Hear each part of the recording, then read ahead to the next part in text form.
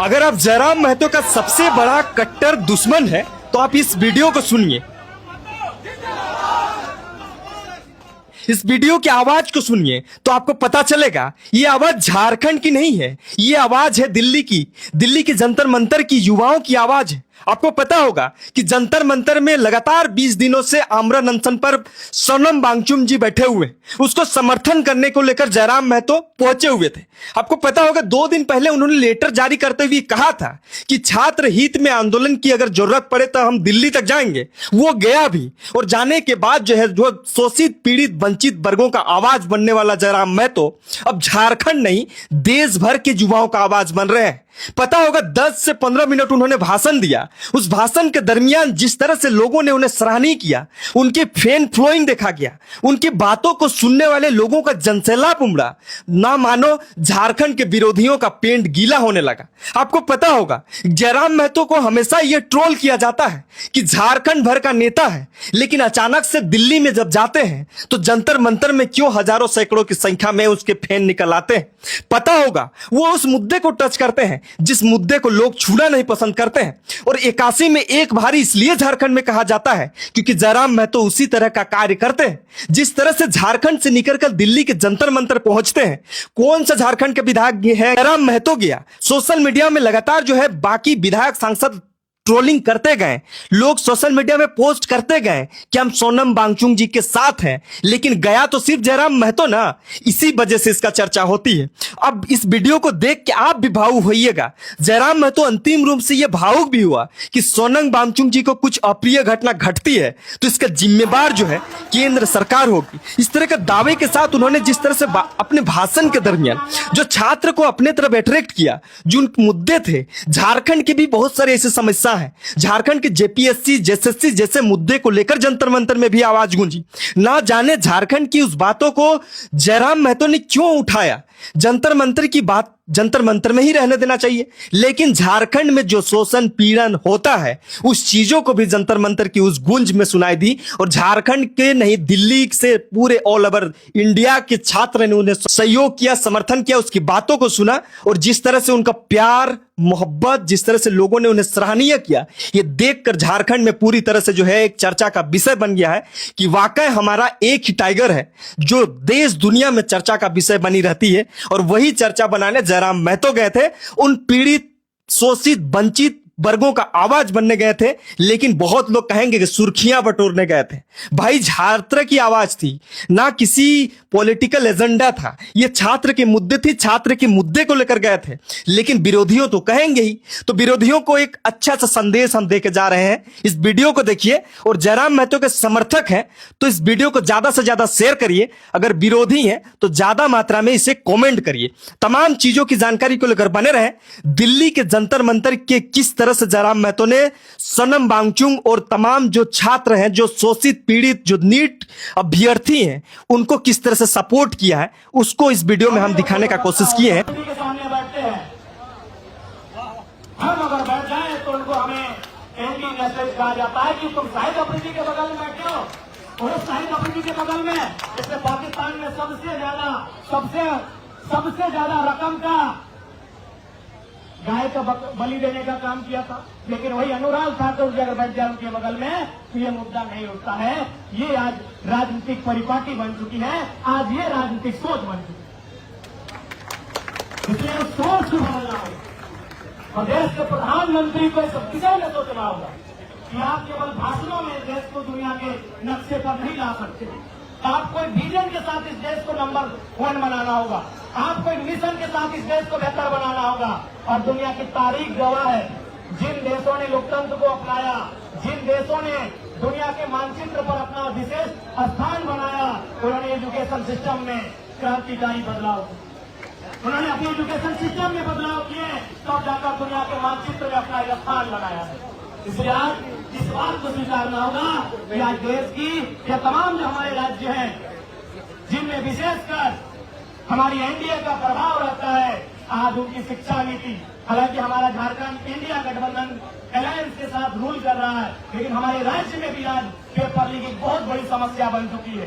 कोई एक परीक्षा नहीं है बिना लाठीचार्ज के, बिना धरना के, बिना हाईकोर्ट के, बिना प्रोटेस्ट के क्लियर होता है।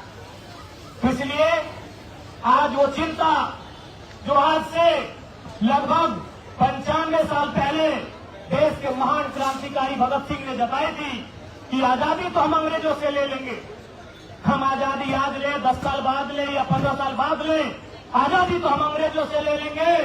लेकिन सवाल यह है, क्या वो आजादी अंतिम व्यक्ति तक, किसान तक, खेतों में काम करने वाले किसान तक, मजदूरों में काम करने वाले कर्मचारियों तक, मजदूरों तक, फैक्ट्रियों में काम करने वाले, माफ कीजिएगा, फैक्ट्रियों में काम करने वाले मजदूरों तक, खेतों में काम करने वाले किसानों तक वो आजादी जाएगी कि नहीं?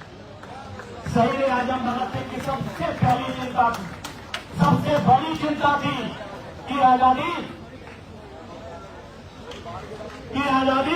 खेतों में काम करने वाले किसान तक पहुंचेगी नहीं, या फिर 10% कॉर्पोरेट के हाथ में आजादी रहेगा।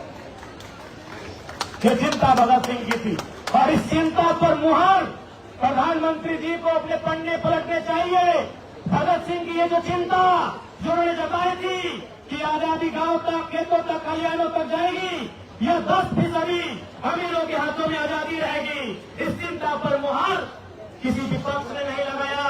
इस चिंता पर मुहर प्रधानमंत्री के महान नेता अटल बिहारी वाजपेयी ने लगाया, जब उन्होंने कहा लाल किला के मचान से कि कलकत्ता के फुटपाथों में नंगे बदन जो आम यहाँ से आते हैं उनसे जाकर पूछो 15 अगस्त के बारे में क्या कहते हैं,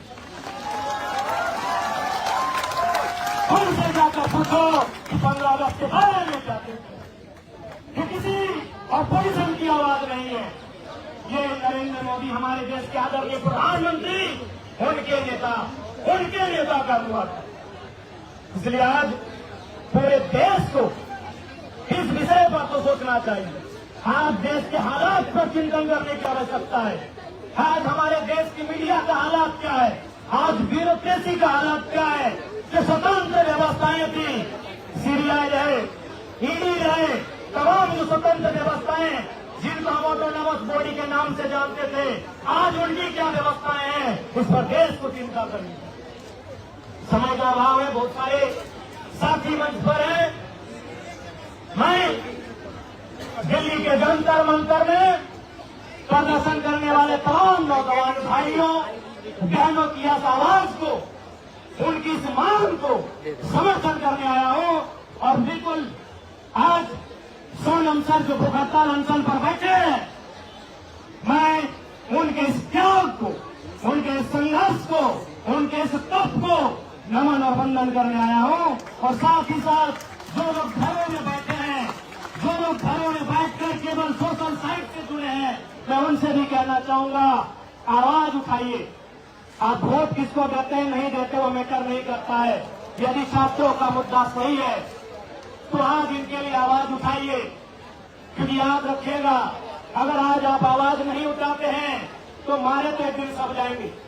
कोई भूख से मरेगा, कोई भूख से मरेगा, कोई सत्ता की चाबूक से मरेगा, और जो बच जाएगा गोली और बंदूक से।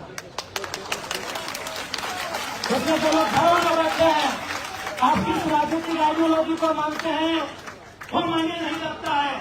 यदि आपको लगता है छात्रों के साथ इस राज्य में, चाहे दिल्ली हो या कोई भी राज्य हो या देश हो, हिंदुस्तान हो, अगर उनके साथ अन्याय हो रहा है, अगर शिक्षा माफिया हावी हो रहे हैं, अगर गरीब किसान के बच्चे के भविष्य को लाखों में बेचा जा रहा है पेपर लीक के माध्यम से, तो आज आपको आवाज उठाना चाहिए।